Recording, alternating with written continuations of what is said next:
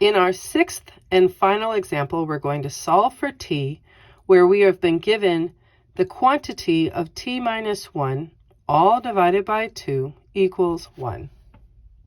As always, draw the line down through your equation to denote the left and right sides of your equation. We start this problem by looking at where our variable is located and what's happening to it. So our variable t is on the top of the fraction, but it's not alone on top of this fraction. It's t minus 1 on the top of the fraction. All of that is divided by 2. And there's not a second term showing on the left side of your equation.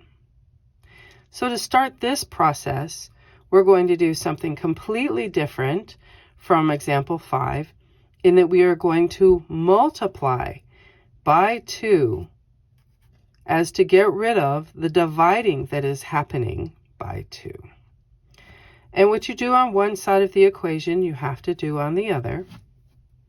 So we multiplied by 2 to cause them to cancel out on the left side of your equation, leaving us with a result of t minus 1 equals the product of 1 times 2, which is 2. Now our equation looks very simple, where we have t minus 1 equals 2. Let's get rid of this term of minus 1 by doing its opposite of adding 1.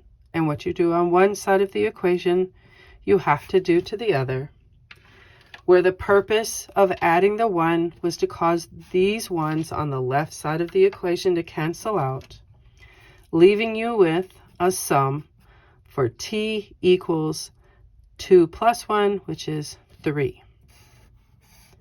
And there you go. Let's do a quick recap between the difference between example 5 and example 6.